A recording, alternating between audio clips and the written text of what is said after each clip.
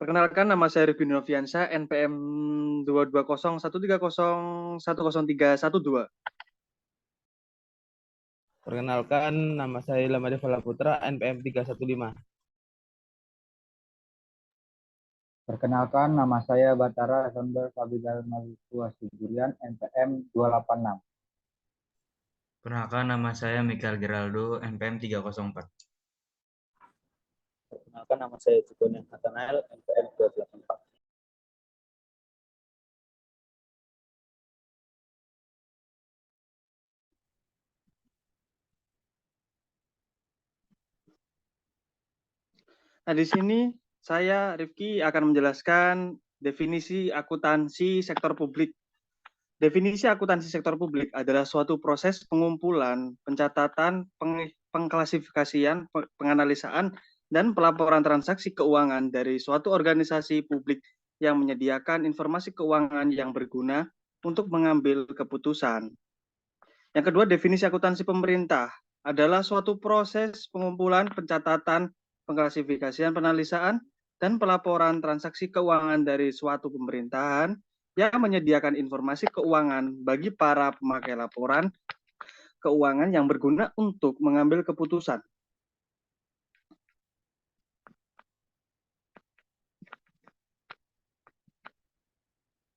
Lalu ada akuntansi sektor publik era pra-reformasi.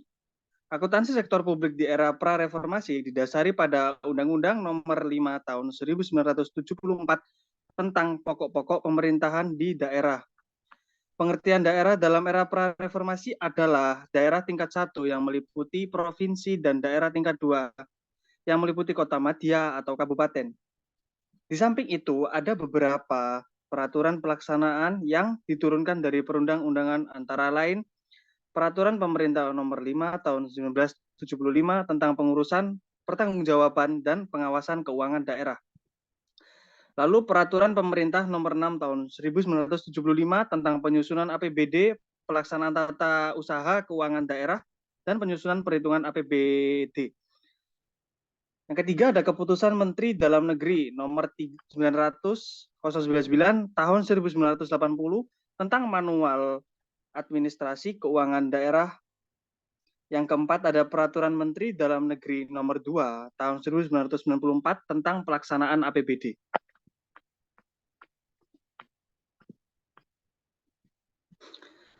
Lalu di sini ada regulasi pengelolaan keuangan daerah era pra-reformasi.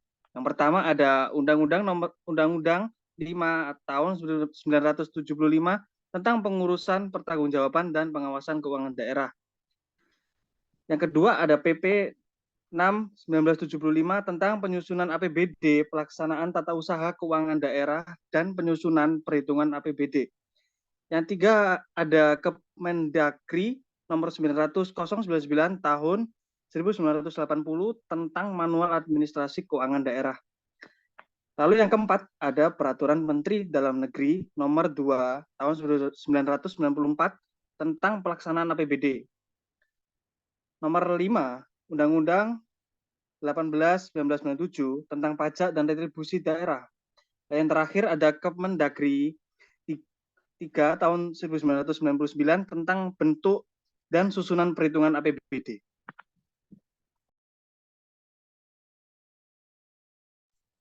Baik, selanjutnya saya akan mempresentasikan tentang karakter pengelolaan keuangan daerah era pra-reformasi. Yang pertama, pemerintah daerah belum secara tegas dipisahkan ke dalam lembaga eksekutif dan lembaga legislatif daerah. Yang kedua, perhitungan APBD bukan merupakan bagian integral dari pertanggungjawaban kepala daerah. Yang ketiga, laporan perhitungan APBD mencakup yaitu perhitungan APBD, nota perhitungan APBD, serta perhitungan kas dan pencocokan antara sisa kas dengan sisa perhitungan dilengkapi dengan lampiran ringkasan perhitungan pendapatan dan belanja. Yang keempat, pinjaman daerah diakui sebagai pos penerimaan pembangunan, artinya merupakan pendapatan daerah. Yang kelima, dalam penyusunan APBD, masyarakat belum dilibatkan. Yang keenam, kinerja pemerintah daerah diukur melalui satu, perbandingan antara anggaran dengan realisasi. Kedua, perbandingan antara standar biaya dengan realisasi.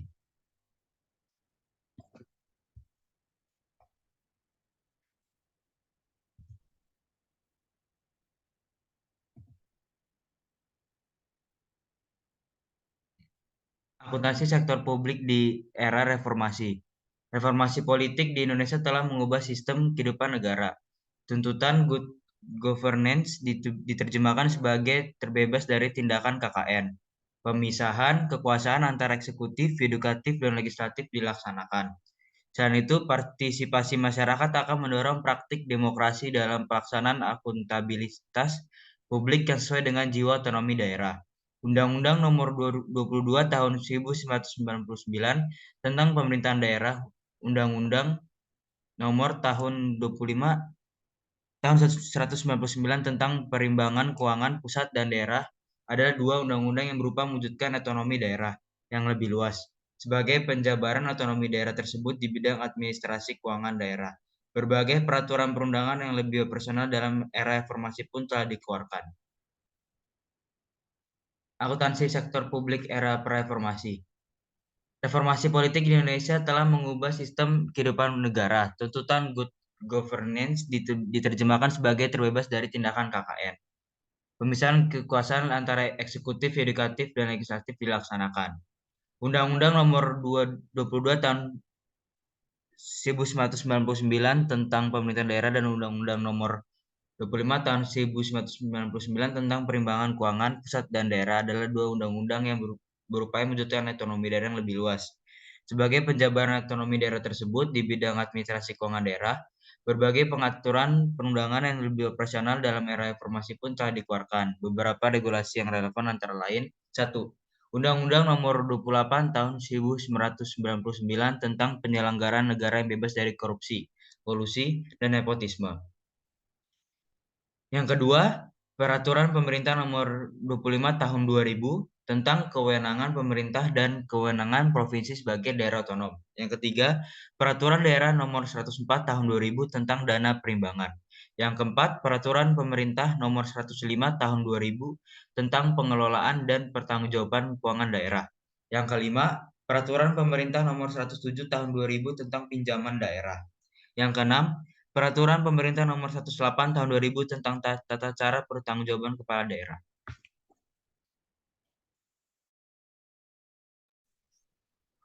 Selanjutnya, karakter pengelolaan keuangan daerah era pra-reformasi. Yang pertama, pemerintah daerah adalah pemerintah provinsi, pemerintah kota, atau pemerintahan kabupaten. Istilah sebelumnya adalah pemerintah daerah tingkat 1 dan pemerintah daerah tingkat 2. Yang kedua, terdapat pemisahan antara lembaga eksekutif. Yang ketiga, perhitungan APBD merupakan bagian dari pertanggungjawaban kepala daerah. Yang keempat, laporan pertanggungjawaban akhir tahun kepala daerah mencakup antara lain laporan perhitungan APBD, nota perhitungan APBD, laporan aliran kas dan neraca daerah, berikut penilaian kinerja berdasarkan rencana strategis daerah. Yang kelima, pinjaman daerah dikeluarkan dari unsur pendapatan daerah. Pinjaman merupakan unsur pembiayaan daerah. Yang keenam, dalam penyusunan APBD, masyarakat memiliki hak untuk berperan serta secara aktif. Yang ketujuh, ada kinerja pemerintah di daerah diukur melalui perbandingan antara anggaran dengan realisasi, perbandingan antara standar biaya dengan realisasi.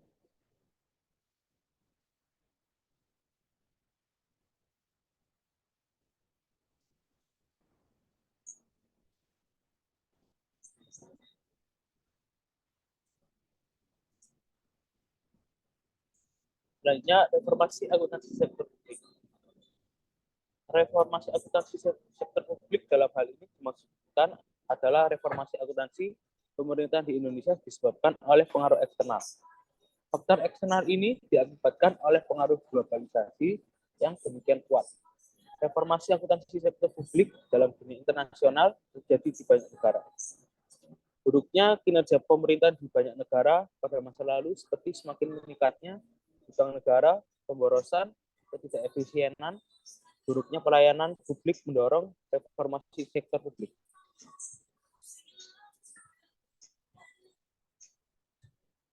Selanjutnya ada konsep dasar pengelolaan keuangan negara. Akhir-akhir ini masalah pengelolaan keuangan negara banyak mendapat sorotan. Media massa terutama surat kabar hampir tiap hari menampilkan kasus-kasus yang menyangkut korupsi pada berbagai instansi pemerintah dari tingkat pusat sampai daerah terpencil terkait dengan permasalahan. Pendekatan yang digunakan dalam merumuskan negara pada Undang-Undang Nomor 17 tahun 2003 adalah dari objek, subjek, proses, dan tujuan. Dari sisi objek, negara meliputi semua hak dan kewajiban negara yang dapat dinilai dengan uang, termasuk kebijakan dan kegiatan dalam bidang fiskal, moneter yang dipisahkan, serta segala sesuatu yang baik berupa uang maupun barang yang dijadikan milik negara yang berhubungan dengan pelaksanaan hak.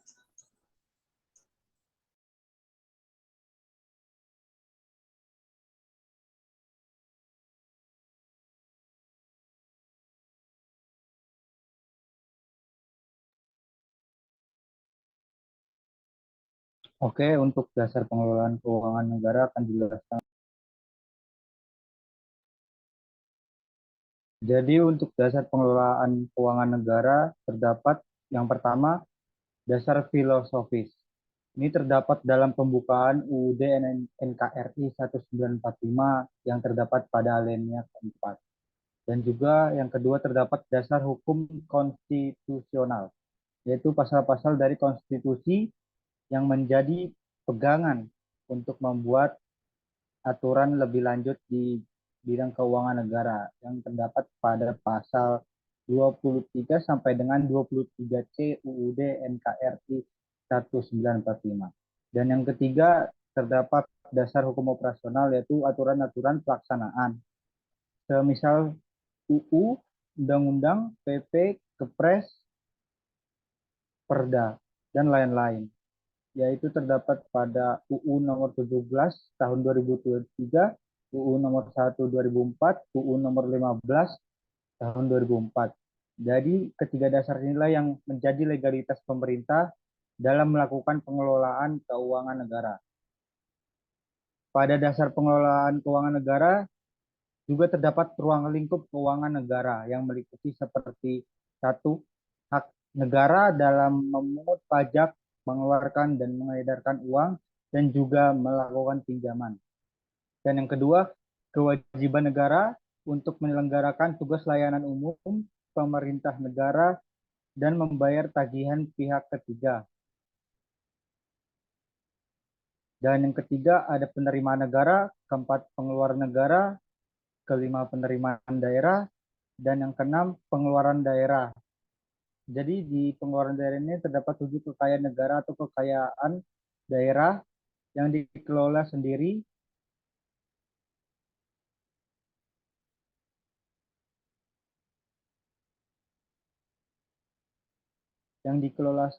atau oleh pihak lain berupa uang surat berharga, piutang, barang, serta hak lain yang dapat dinilai dengan uang, termasuk kekayaan yang dipisahkan pada perusahaan negara atau perusahaan daerah.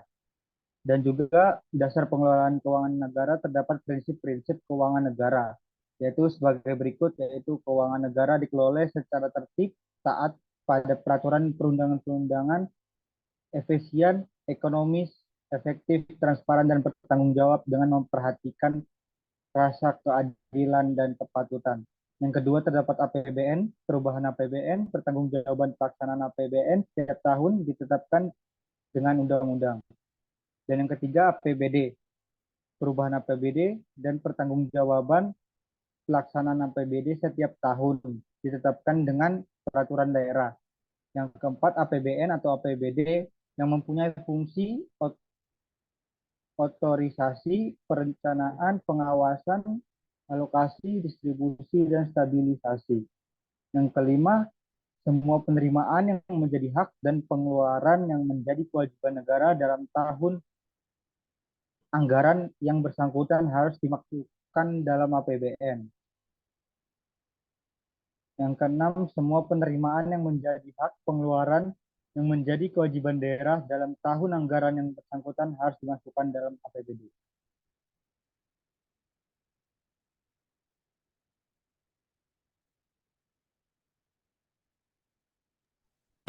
Untuk selanjutnya yaitu kekuasaan pengelolaan keuangan negara di tangan Presiden. Kekuasaan pengelolaan keuangan negara dimaksud meliputi kewenangan yang bersifat umum dan kewenangan yang bersifat khusus. Kewenangan yang bersifat umum meliputi penetapan arah, kebijakan umum, strategi, dan prioritas dalam pengelolaan APBN. Antara lain, penetapan pedoman pelaksanaan dan pertanggungjawaban APBN, penetapan pedoman penyusunan rencana kerja kementerian negara atau lembaga, penetapan gaji dan tunjangan, serta pedoman pengelolaan penerimaan negara. Kewenangan yang bersifat khusus meliputi keputusan atau kebijakan teknis yang berkaitan dengan pengelolaan APBN. Antara lain, keputusan sidang kabinet di bidang pengelolaan APBN, keputusan rincian APBN, keputusan dana pertimbangan dan penghapusan aset dan piutang negara. Kekuasaan pengelolaan keuangan negara oleh Presiden dikuasakan kepada Menteri Keuangan selaku pengelola fiskal dan wakil pemerintah dalam kepemilikan kekayaan negara yang dipisahkan. Dikuasakan kepada menteri atau pimpinan lembaga selaku pengguna anggaran atau pengguna barang kementerian negara atau lembaga yang dipimpinnya. Next. Untuk selanjutnya yaitu implikasinya terhadap akuntansi pemerintahan dan profesi akuntan sektor publik. Berdasarkan perkembangan regulasi yang mengatur tentang pengelolaan keuangan sektor pemerintahan tersebutlah istilah akuntansi menjadi sangat familiar dan menjadi suatu hal yang wajib diselenggarakan untuk dapat menyusun laporan keuangan sebagai wujud pertanggungjawaban pengelolaan keuangan negara maupun daerah. Anggaran dan akuntansi pemerintahan pun mengalami banyak perubahan yang berarti sejak awal lahirnya akuntansi di sektor pemerintahan. Perubahan-perubahan itu tersebut antara lain, yang pertama, perubahan dari single entry system menjadi double entry system. Terus yang kedua, perubahan periode tahun anggaran atau fiskal menjadi sama dengan tahun kalender, yaitu yang semula 1 April sampai 31 Maret menjadi 1 Januari sampai 31 Desember. Terus yang ketiga, perubahan dari bentuk T akun menjadi I akun. Yang keempat, perubahan dari balance and dynamic budget menjadi deficit budget. Yang kelima, yang terakhir, pembatasan siklus anggaran menjadi 2,5 tahun. Next.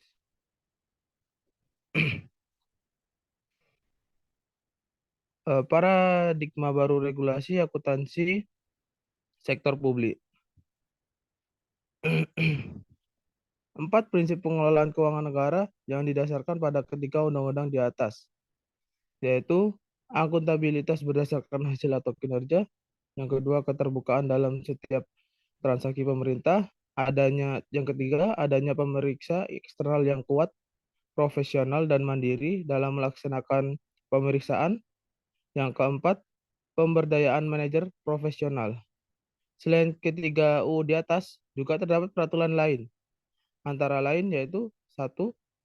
UU Nomor 25 Tahun 2004 tentang Sistem Perencanaan dan Pembangunan Nasional. Yang kedua, UU Nomor 32 Tahun 2004 tentang Pemerintahan Daerah. Yang ketiga, UU Nomor 33 atau 2004 tentang Pembangunan Keuangan antara pemerintah pusat dengan daerah. Terdapat 3 undang-undang yang digunakan untuk penerapannya, yaitu UU Nomor 17 Tahun 2003 tentang Keuangan Negara mengatur mengenai semua hak dan kewajiban negara mengenai keuangan dan pengelolaan kekayaan negara. Yang kedua, UU Nomor 1 2004 tentang kebendaharaan mengatur penggunaan anggaran atau pengguna barang, bahwa undang-undang ini mengatur tentang pengelolaan keuangan negara.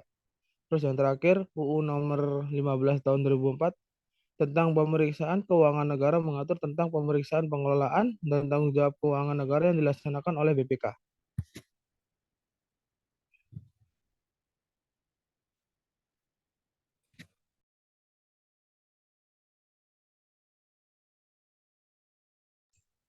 Sekian presentasi dari kami. Mohon maaf bila ada kesalahan kata. Selamat pagi.